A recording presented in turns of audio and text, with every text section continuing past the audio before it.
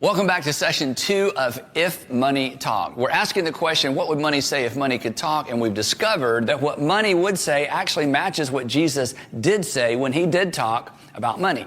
Now, if you'll remember in session 1, I asked you, what would you do or what do you do with your spare money, your extra money? And then I went about proving to you that you actually have spare money, or you had it anyway. Because all of our money is accounted for, right? We either spend it, or we're about to spend it, or we're paying off what we spent it on a long time ago, or maybe we're saving it for a vacation or a rainy day or retirement. And I used a word to describe this destructive cycle, and the word was, well, you'll remember, greed. Greed, as we discovered, is the assumption that everything that comes our way is for our consumption. That every single dollar that comes my way, it's meant for me. Every dollar that comes your way, it's meant for you. It's meant to spend now, or it's meant to save for later so you can spend it later. But either way, it's for you. It's for me. Now, of course, Jesus disagreed with this whole idea. In fact, he told us, and he didn't mince words, that life does not consist in an abundance of possessions. In other words, life is not about stuff. Life is not about what you have. Life is not a race for newer, nicer, upgraded, renovated. Life is so much more than that, and you know that. And your money, Jesus said, is just a tool. In fact, if money could talk, it would remind us, I can add meaning to your life, but I am not the meaning of your life. Now, this week, we're going to discuss a second thing our money might tell us if our money could actually talk. And if our money could actually talk, it might tell us this. The moment you think you own me, I actually own you. The moment you think you own me, I actually own you. Now, to illustrate this, I want us to look at the way the typical American handles their finances. And this is going to be a little bit disturbing. Here's a graph. We can't talk about finances without using a graph, right? So here you go. The y-axis is actually your money, and the x-axis is actually your time, your lifetime. Now, hopefully, in your lifetime, your income will look something like this. And for many of us, our spending will look something, well, it'll look something like this. The truth is, most of us allow our income to actually match or drive our spending. In other words, if you make $45,000 a year, you're going to spend $45,000 a year. If you make $55,000 a year, spend it. $100,000 a year, spend it. $200,000 a year, spend it. $250,000 a year, to which you may respond, not me. If I made $200,000 a year, I would save a lot of it. Maybe, but probably not. I say probably not because your current habit would follow you right up the pay scale. And that's not the only thing that would follow you. Financial pressure would follow you as well, which will come as a shock because you think, if I made that much money, how could I possibly have any financial pressure? Well, you would be surprised.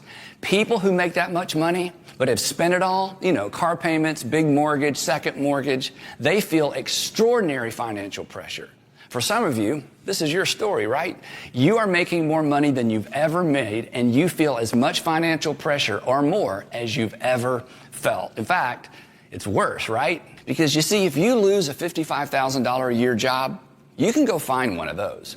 You lose a $250,000 a year job, or maybe a $400,000 a year job, good luck, right? Those jobs are few and far between. The more money people make, if their spending follows their income, the more pressure they actually feel. Now, for some of us, the graph actually looks more like this, right?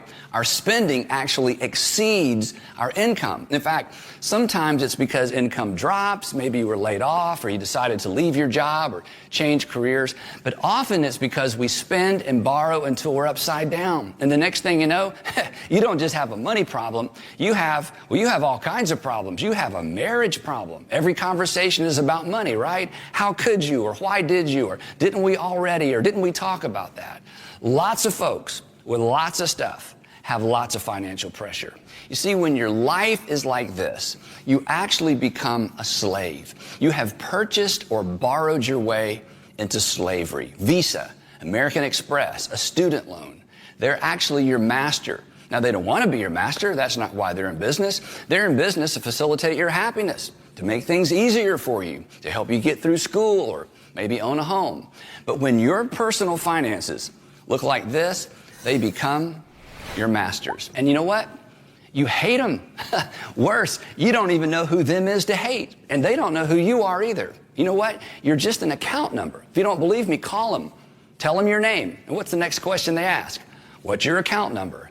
You're a number, not a name. And worse, you're a slave. You can't buy this, you can't drive that, you can't vacation here, your kids can't go to school there, right? I mean, who's running your life? People that you don't even know, companies you don't even work for, the mortgage company, the credit union. You're a slave to a group of people you don't even know. And worst of all, you did this to yourself.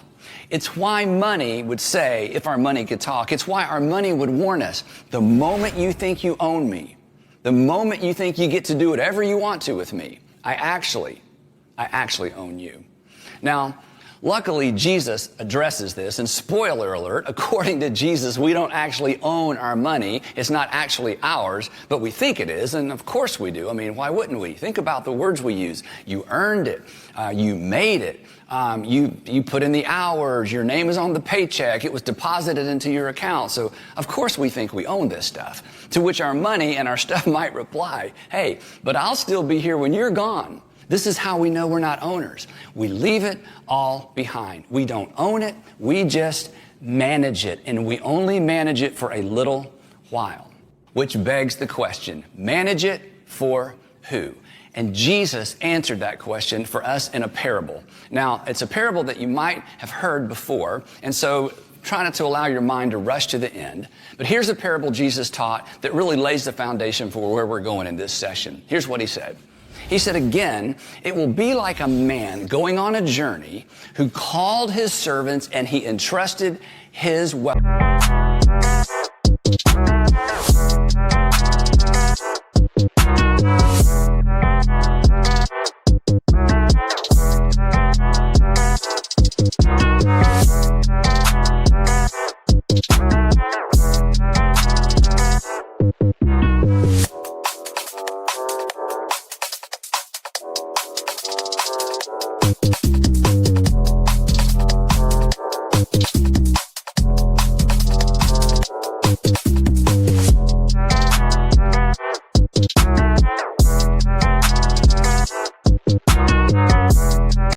To them. Now, in a parable, there's always a God figure, and then there's always an us figure. Somebody in the parable represents the folks in Jesus' audience, and somebody in the parable represents God the Father. And if you read this parable, if you read the whole parable in context, it becomes very clear that the wealthy man, the one who's going on a journey and entrusts his wealth to his servants, he represents God. And the servants to whom the wealth is entrusted, well, that's me, and that's you. He continues, again, it will be like a man who goes on a journey, who calls his servants to him, and he entrusted his wealth to them. Now notice, he doesn't give them his wealth. This wasn't a loan. He just let them manage his money for him for a little while he was gone. And what percentage of the money did the servants own? Well, 0%. What percentage did the master own? All of it. It was all his. And this is important. In fact, this is actually the point of the parable. Jesus continues. To one he gave, you may remember this, 5 bags of gold. To another he gave 2 bags of gold. And to another he gave 1 bag, each according to his ability. And then he, the master, left to go on his journey. So essentially the master gets his guys together. He hands each of them a portion of his wealth. And he says, while I'm gone, I expect you to do with my wealth what I would do with my wealth. I want you to manage it the way you think I would manage it. And when I return, you'll have an opportunity to report on how you did. Now, if you know this parable, you know what happens next. When he returns, he discovers that they all didn't manage his money the same way, right? 2 of these 3 guys, they did really well. In fact, they doubled their master's money. One of them doesn't do quite so well. He buries it. Jesus continues. After a long time, the master of those servants returned and he settled accounts with them. And this is where the point of the parable becomes oh so clear. The servants didn't get to...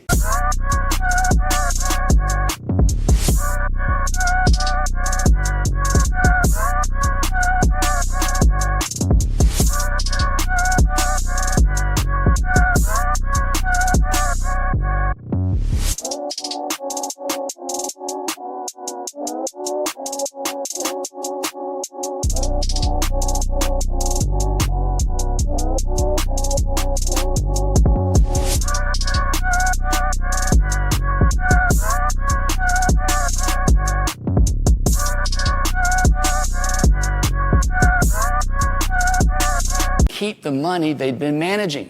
They didn't get to keep the extra money they'd made on their master's money. It all went back to the master. Why? Because 100% of it belonged to the master and 0% belonged to the servants. They were managers. They weren't owners. And when we read this parable, there's a tendency to get all caught up in the unfairness. I mean, one guy got 5, another guy got 2, one only had 1. In fact, some of you are kind of stuck there right now, right? You look around the world, you look around your community, you look at your friends, and you think it's just not fair. I work just as hard as he does. I work just as hard as she does. His salary's twice as big as mine. I mean, if I had that much money, if I had that opportunity. But Jesus says, no, that's not the point. The point of this parable is simply this. It's not the amount of money that each of these servants was asked to manage. That was outside of their control. The issue wasn't how much they managed, it's what they did with what they were asked to manage. Now, think about this. If you sat down with your financial planner or with a financial planner who was managing your money and you asked to see where your financial planner had invested your money and he or she said, well, you know, I'm not really that organized and I don't really keep track of all those details, but it seems to me, well, as soon as a financial planner says, it seems to me, it's time to find the new financial planner, right?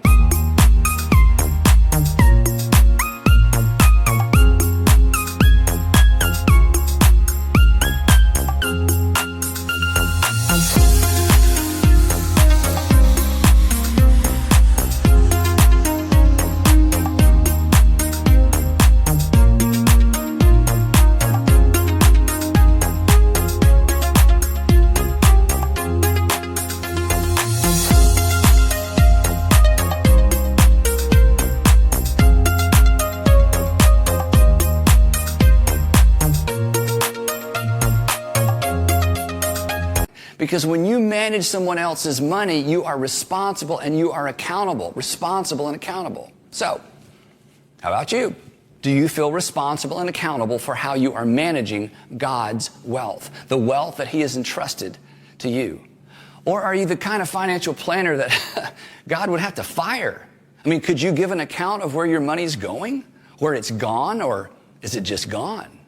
If all of this, it seems a bit overwhelming, no worries. We've got a couple more weeks to talk about it. And this week, we're going to do something super specific to help you focus on this principle. We're going to spy on our money together. That's right. We are all going to spy on our money. And we're not going to establish a budget. We're just going to keep track of where we typically send it and spend it. In your workbook, there's actually a tool to help you do that all week long.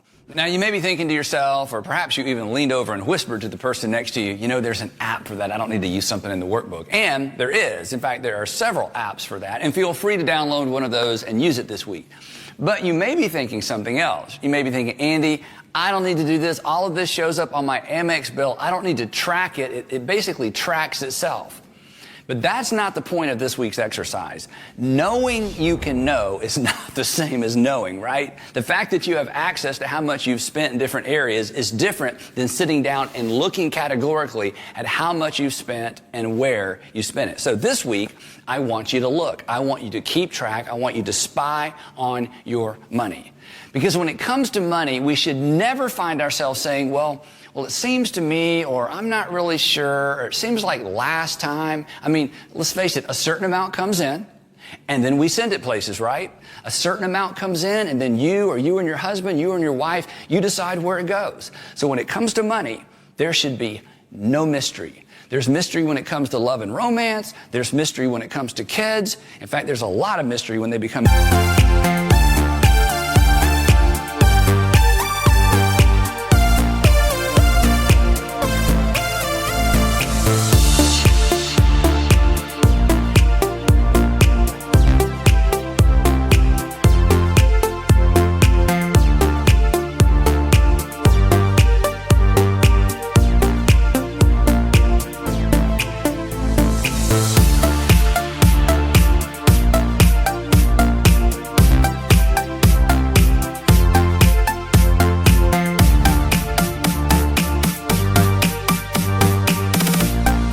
middle schoolers and high schoolers. But when it comes to knowing where your money went, there should be no mystery.